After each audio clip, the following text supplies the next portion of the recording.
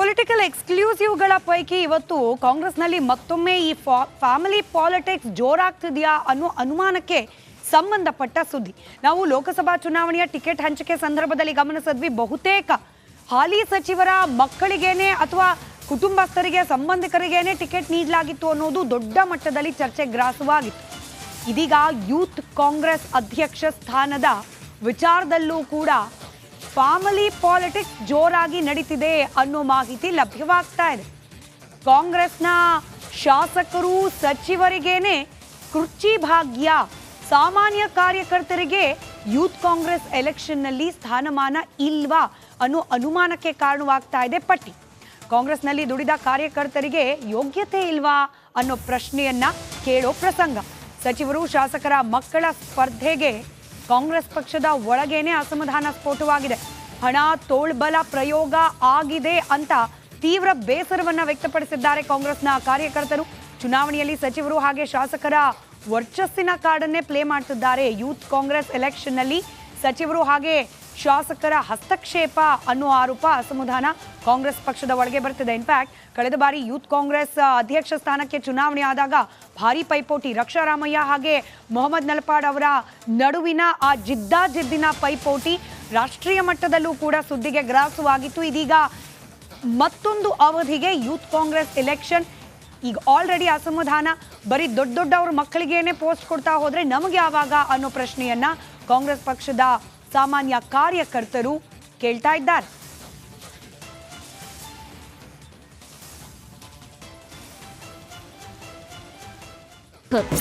Control ಮಾಡದೆ ಹೋದರೆ ನಾನು ಮಂತ್ರಿ ಸ್ಥಾನ ರಾಜೀನಾಮೆ ಕೊಟ್ಟು ಕಾಂಗ್ರೆಸ್ಗೆ ಹೋಗ್ತೀನಿ ಅಂತಕ್ಕಂಥದ್ದನ್ನು ಬೊಮ್ಮಾಯಿ ಅವರಿಗೆ ನಾನು ಹೇಳಿದ್ದೆ, ಮುಖ್ಯಮಂತ್ರಿ ಆಗಿದ್ದಾಗಲೇ ಹೇಳಿದ್ದೆ. ಆದರೆ ಅವರು ಕರೆಸಿ ಅವನ್ನ ಸೆಟ್ರೇಟ್ ಮಾಡಿ ಅದೇ ಕ್ಷೇತ್ರ ಬೇರೆ ಈ ಕ್ಷೇತ್ರ ಬೇರೆಪ್ಪ, ನಿಂದು ನೀನು ಮಾಡ್ಕೊಂಡು ಹೋಗುವಂತಕ್ಕಂಥದ್ದು ಹೇಳಿದ ಮೇಲೆ ನಾನು ಮುನಿರತ್ನರಂತ ದುಷ್ಟರ ಸದೆಬಡಿಯಿರಿ. ಮಾಜಿ ಸಚಿವ ಬಿಜೆಪಿ ಶಾಸಕ ಮುನಿರತ್ನ ವಿರುದ್ಧ ಮಾಜಿ ಸಂಸದ ಡಿಕೆ ಸುರೇಶ್ ಸಿಡಿದೆದ್ದಿದ್ದಾರೆ. ಮುನಿರತ್ನರಂತ ದುಷ್ಟರನ್ನ ಸದೆಬಡಿಯಬೇಕು ಅಂದ್ರು. ರಾಜಕೀಯ ಹೇಳಿಕೆ ಆಗಬಾರ್ದು. ಎಲ್ಲಾ ಪಕ್ಷದಲ್ಲೂ ಎಲ್ಲಾ ನಾಯಕರುಗಳಿಗೂ ಕೂಡ ಇಂಥದ್ದೇ ಪರಿಸ್ಥಿತಿಗಳು, ಚಿಂತನೆಗಳು ಶುರು ಆಯ್ತು ಅಂತ ಅಂದ್ರೆ ಬಹಳ ಕಷ್ಟ ಆಗತ್ತೆ. ಸೊ ಅದನ್ನ ಇಂಥ ಶಕ್ತಿಗಳನ್ನ ಸದೆಬಡ್ಲಿಕ್ಕೆ ನಿಮ್ಮಗಳ ಕೆಲಸನೂ ಕೂಡ, ನಿಮ್ಮಗಳ ಮಾರ್ಗದರ್ಶನನೂ ಕೂಡ ಬಹಳ ಮುಖ್ಯ ಅಂತ ಹೇಳಿ ನಾನು ಭಾವಿಸಿದ್ದೇನೆ. ಮುನಿರತ್ನ ವಿರುದ್ಧ ಕಾನೂನು ಪ್ರಕಾರ ಕ್ರಮ. ಮುನಿರತ್ನ ಕೇಸ್ ಬಗ್ಗೆ ಗೃಹ ಸಚಿವ ಡಾಕ್ಟರ್ ಪರಮೇಶ್ವರ್ ಪ್ರತಿಕ್ರಿಯಿಸಿದ್ದು ಹೀಗೆ: ಬಿಜೆಪಿ ಶಾಸಕ ಮುನಿರತ್ನ ವಿರುದ್ಧ ದೂರು ಬಂದಿದೆ, ಕಾನೂನು ಪ್ರಕಾರ ಪೊಲೀಸರು ಕ್ರಮ ಕೈಗೊಳ್ಳುತ್ತಾರೆ ಅಂದ್ರು. ಕಾನೂನು ಬಾಹಿರವಾಗಿ ಇಂಥದ್ದೆಲ್ಲ ಪಬ್ಲಿಕ್ ಸರ್ವೆಂಟ್ಸು ಮಾಡಿದ್ದಾರೆ ಅಂತಂದಾಗ ಅದಕ್ಕೇನು ಕ್ರಮ ತಗೋಬೇಕೋ ತಗೊಳ್ತಾರೆ. ಅಷ್ಟು ಬಿಟ್ಟರೆ ಬೇರೆ ಏನೂ ಹೇಳಕ್ಕಾಗೋದಿಲ್ಲ. ನಾವು ಯಾವ ದ್ವೇಷ ರಾಜಕಾರಣ ನಮ್ಮ ಸರ್ಕಾರ ಮಾಡೋದಿಲ್ಲ, ಇನ್ನು ಅವರು ಮಾಡ್ತಿದ್ದಾರೆ ಅಷ್ಟೇ. ಕಾಂಗ್ರೆಸ್ ಸರ್ಕಾರದ ವಿರುದ್ಧ ಕಿಡಿಕಾರಿರುವ ಬಿಜೆಪಿ ಎಂಎಲ್ಸಿ ಸಿಟಿ ರವಿ ಮುನಿರತ್ನರನ್ನ ಜೈಲಲ್ಲೇ ಇಡಬೇಕೆಂಬ ಪ್ಲಾನ್ ಸರ್ಕಾರದ್ದು ಅಂತ ಆರೋಪಿಸಿದ್ದಾರೆ. ಏನಾದರೂ ಮಾಡಿ ಮುನಿರತ್ನ ಅವ್ರನ್ನ ಜೈಲಲ್ಲೇ ಇಡಬೇಕು ಅಂಥೇಳಿ ಯೋಚನೆ ಮಾಡ್ದಂಗಿದೆ. ಅದಕ್ಕಾಗಿ ದಿನಕ್ಕೊಂದು ಸೃಷ್ಟಿ ಮಾಡ್ತಾ ಇದ್ದಾರೆ. ಕಾಂಗ್ರೆಸ್ನಲ್ಲಿದ್ದಾಗ ಮುನಿರತ್ನ ಭಾಳ ಒಳ್ಳೆಯ ಜನ ಇದ್ದರು. ಬಿ ಜೆ ಪಿಗೆ ಬಂದ ಮೇಲೆ ತನ್ನ ಪ್ರಾಮಾಣಿಕವಾಗಿ ತಾನು ಲೋಕಸಭಾ ಚುನಾವಣೆಯಲ್ಲಿ ಬಿ ಜೆ ಪಿ ಅಭ್ಯರ್ಥಿ ಗೆಲುವಿಗೆ ಶ್ರಮಿಸಿದ ನಂತರ ಈ ಎಲ್ಲ ಸಮಸ್ಯೆಗಳು ಪ್ರಾರಂಭ ಆಗಿದ್ದಾವೆ. ಎಲ್ಲವನ್ನೂ ದೇವರು ನೋಡ್ತಾ ಇರ್ತಾರೆ. ಜಾತಿ ನಿಂದನೆ ಸುಳಿಯಲ್ಲಿ ಬಿಜೆಪಿ ಶಾಸಕ ಮುನಿರತ್ನ ಸಿಲುಕಿ ವಿಲವಿಲ ಅಂತಿದ್ದಾರೆ. ಕಾಂಗ್ರೆಸ್ ನಾಯಕರು ಕಾನೂನು ರೀತಿ ಕ್ರಮ ಆಗುತ್ತೆ ಅಂತಿದ್ರೆ, ಇತ್ತ ಕೇಸರಿ ನಾಯಕರು ರಾಜ್ಯ ಸರ್ಕಾರದ ವಿರುದ್ಧ ವಾಕ್ಪ್ರಹಾರ ನಡೆಸುತ್ತಿದ್ದಾರೆ. Bureau report, republic Kannada. ಇನ್ನು ಈ ಜಾತಿ ಕಗ್ಗಲಿಪುರ ಠಾಣೆಯಲ್ಲಿ ದಾಖಲಾಗಿರುವ ಈ ಕೇಸ್ಗೆ ಸಂಬಂಧಪಟ್ಟಂತೆಯೂ ಕೂಡ ಗಂಭೀರ ಆರೋಪವೇ ಮುನಿರತ್ನ ಅವರ ವಿರುದ್ಧ ಕೇಳೋಕೆ ಸಿಕ್ಕಿರೋದು. ಯಾವ್ಯಾವ ಸೆಕ್ಷನ್ ಅಡಿಯಲ್ಲಿ ಮುನಿರತ್ನ ಅವರ ವಿರುದ್ಧವಾಗಿ ಈ ಕೇಸ್ ದಾಖಲಾಗಿದೆ ಗಮನಿಸ್ತಾ ಹೋಗೋಣ. ಎಷ್ಟು ಗಂಭೀರವಾಗಿದೆ ಪ್ರಕರಣ ಅನ್ನೋದನ್ನ ಆ ಮೂಲಕ ಅರ್ಥ ಮಾಡ್ಕೊಳ್ಳೋ ಪ್ರಯತ್ನ. ಸೆಕ್ಷನ್ 354A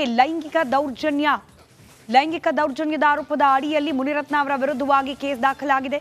ಹಾಗೆ 506 506ರ ಅಡಿಯಲ್ಲಿ ಜೀವ ಬೆದರಿಕೆ ಒಡ್ಡಿದ ಆರೋಪ. ಇನ್ನು 354 ಮಹಿಳೆಯ ಇಚ್ಛೆಗೆ ವಿರುದ್ಧವಾಗಿ ಚಿತ್ರೀಕರಣ ಮಾಡೋದು. ಪ್ರಜ್ವಲ್ ರೇವಣ್ಣ ಅವರ ವಿರುದ್ಧ ಕೂಡ ಇಂಥದ್ದೇ ಆರೋಪ. ಇದೀಗ ಮುನಿರತ್ನ ಅವರ ವಿರುದ್ಧ ಕೂಡ ಅದೇ ಸೆಕ್ಷನ್ನ ಅಡಿಯಲ್ಲಿ ಕೇಸ್ ದಾಖಲಾಗಿದೆ. ಮಹಿಳೆಯ ಇಚ್ಛೆಗೆ ವಿರುದ್ಧವಾಗಿ ಚಿತ್ರೀಕರಣವನ್ನು ಮಾಡಿದ ಆರೋಪ. ಸಂತ್ರಸ್ತೆ ಮಾತನಾಡಿದ್ದಾರೆ ಕೂಡ ಇದ್ರ ಬಗ್ಗೆ ಕಂಪ್ಲೇಂಟ್ ಕೊಡೋ ಸಂದರ್ಭದಲ್ಲಿ.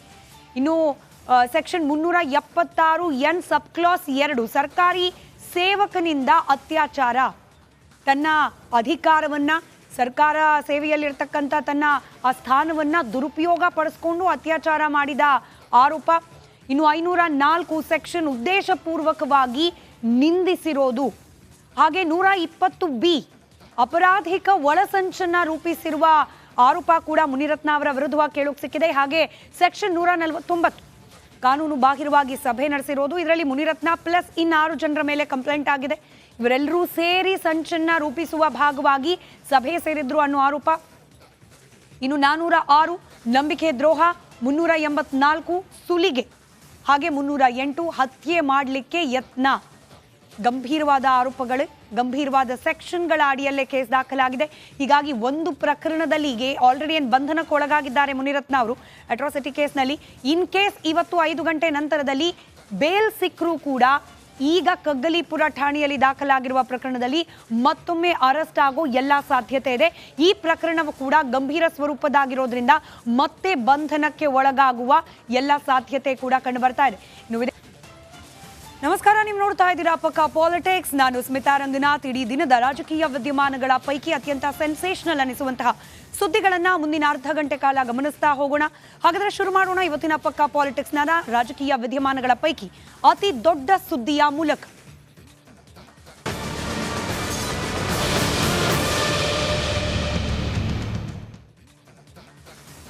ಕಳೆದ 3-4 ದಿನಗಳಿಂದ ರಾಜಕೀಯ ವಲಯದಲ್ಲಿ ಚರ್ಚೆಗೆ, ವಿವಾದಕ್ಕೆ ಹಾಗೆ ವಿಮರ್ಶೆಗೆ ಕಾರಣವಾಗಿರುವ ವಿಚಾರ ಅಂತಂದ್ರೆ ಬಿಜೆಪಿಯ ಶಾಸಕ ಮುನಿರತ್ನ ಅವರ ಬಂಧನ, ಹಾಗೆ ಕೆಲ ಜಾತಿಗಳಿಗೆ ಅಪಮಾನ ಆಗೋ ರೀತಿಯಲ್ಲಿ ಅವರು ವರ್ತಿಸಿದ್ದಾರೆ ಅನ್ನೋದು. ಇದರ ಅಡಿಯಲ್ಲೇ ಬಂಧನಕ್ಕೆ ಒಳಗಾಗಿದ್ದಾರೆ ಕೂಡ. ಆದರೆ ಕೇವಲ ಒಂದು ಪ್ರಕರಣದಲ್ಲಿ ಬಂಧನಕ್ಕೆ ಒಳಗಾಗಿರುವ ಮುನಿರತ್ನ ಅವರಿಗೆ ಸಿಂಗಲ್ ಟೆನ್ಷನ್ ಅಲ್ಲ, ಬದಲಾಗಿ ಡಬಲ್ ಟ್ರಬಲ್. ಇವತ್ತು ಈ ಅಟ್ರಾಸಿಟಿ ಕೇಸ್ಗೆ ಸಂಬಂಧಪಟ್ಟಂತೆ ಜಾಮೀನು ಸಿಕ್ಕರೂ ಕೂಡ ಒಂದು ವೇಳೆ 5 ಗಂಟೆಗೆ ಕೋರ್ಟ್ ಆದೇಶ ನೀಡೋ ಸಾಧ್ಯತೆ ಇದೆ. ಆದರೆ ಒಂದು ಪ್ರಕರಣದಲ್ಲಿ ಬೇಲ್ ಸಿಕ್ಕರೂ ಕೂಡ ಮುನಿರತ್ನ ಮತ್ತೆ ಲಾಕ್ ಆಗೋ ಸಾಧ್ಯತೆ ಇದೆ. ಜಾತಿ ನಿಂದನೆಯಿಂದ ಸೇಫ್ ಆದರೂ ಕೂಡ ಸಂಕಷ್ಟ ಕಟ್ಟಿಟ್ಟ ಬುತ್ತಿ. ರೇಪ್ ಕೇಸ್ ಕೂಡ ದಾಖಲಾಗಿದೆ ಮುನಿರತ್ನ ಅವರ ವಿರುದ್ಧ. ಹೀಗಾಗಿ ಅತ್ಯಾಚಾರ ಪ್ರಕರಣ ಕೂಡ ಉರುಳಾಗಿ ಪರಿಣಮಿಸೋ ಸಾಧ್ಯತೆ ಇದೆ. ಶಾಸಕ ಮುನಿರತ್ನ ಅವರನ್ನ ಲಾಕ್ ಮಾಡಲಿಕ್ಕೆ ಮತ್ತೊಮ್ಮೆ ಪೊಲೀಸರು ಮೆಗಾ ಪ್ಲಾನ್ ಕೂಡ ಮಾಡಿಕೊಂಡಿದ್ದಾರೆ. ಒಂದು ಕಡೆ ಜಾಮೀನು ಲಭ್ಯವಾಗಿ ಆಚೆ ರಿಲೀಸ್ ಆಗ್ತಾ ಇದ್ದಂತೆ ಮತ್ತೆ ಅವರನ್ನ ವಶಕ್ಕೆ ಪಡೆಯೋಕೆ ಪೊಲೀಸರು ಕೂಡ ಸಿದ್ಧರಾಗಿದ್ದಾರೆ. ಕಗ್ಗಲೀಪುರ ಪೊಲೀಸ್ ಠಾಣೆಯಲ್ಲಿ ಸಂತ್ರಸ್ತೆ ದೂರು ದಾಖಲು ಮಾಡಿದ್ದಾರೆ. ಅತ್ಯಾಚಾರ ಪ್ರಕರಣ ಇದು. ಹೀಗಾಗಿ ಈ ಪ್ರಕರಣದಲ್ಲೂ ಕೂಡ ಬಂಧನಕ್ಕೆ ಒಳಗಾಗೋ ಸಾಧ್ಯತೆ ಇದೆ. 40 ವರ್ಷದ ಒಬ್ಬರು ಮಹಿಳೆ ನಮ್ಮ ಒಂದು ಅರ್ಜಿ ವಿಚಾರವಾಗಿ DSP ರಾಮನಗರ ಮುಂದೆ ವಿಚಾರಣೆಗೆ ಹಾಜರಾದಾಗ ಅವರ ಸ್ಟೇಟ್ಮೆಂಟಲ್ಲಿ ಒಂದು ಕಾಗ್ನಿಸಬಲ್ ಅಫೆನ್ಸ್ನ ಗಮನಕ್ಕೆ ತಂದು ಅದಕ್ಕೆ ಸಂಬಂಧಪಟ್ಟಂಗೆ DSP ಅವರ ಆದೇಶ ಮೇಲೆ ನಿನ್ನೆ ಕಗ್ಗಲೀಪುರ ಪೊಲೀಸ್ ಠಾಣೆಯಲ್ಲಿ ಕ್ರೈಮ್ ನಂಬರ್ 312/24 ಒಂದು FIR ಆಗಿದೆ. ಅದರಲ್ಲಿ RR ನಗರದ ಶಾಸಕರಾದ ಮುನಿರತ್ನ ಮತ್ತು ಇತರರು 6 ಜನ ಮೇಲೆ ಕೇಸ್ ರಿಜಿಸ್ಟರ್ ಆಗಿದೆ. ಕೇಸು ಭಾಳ ಸೆನ್ಸಿಟಿವ್ ಇರೋ ಕಾರಣದಿಂದ ಅದನ್ನು DSP ರಾಮನಗರ ಅವರಿಗೆ ಇನ್ವೆಸ್ಟಿಗೇಟಿಂಗ್ ಆಫೀಸರ್ ಆಗಿ ವಹಿಸಿ ಅವರೀಗ ಕೇಸ್ ತನಿಖೆಯನ್ನು ಕೈಗೊಂಡಿದ್ದಾರೆ. ಏನು ಕೋರ್ಟ್ ಆದೇಶಗಳಿದೆ, ಈ ಥರ ಸೆನ್ಸಿಟಿವ್ ಕೇಸಸ್ ಹೆಣ್ಮಕ್ಳಿಗೆ ಸಂಬಂಧಪಟ್ಟಂಗಿದೆ, ಅದರ ಪ್ರಕಾರ ನಾವು ಪ್ರಾಪರ್ ಪ್ರೊಸೀಜರ್ಸ್ ಫಾಲೋ ಮಾಡಿ ತನಿಖೆಯನ್ನು ಮಾಡ್ತಾಯಿದ್ದೀವಿ.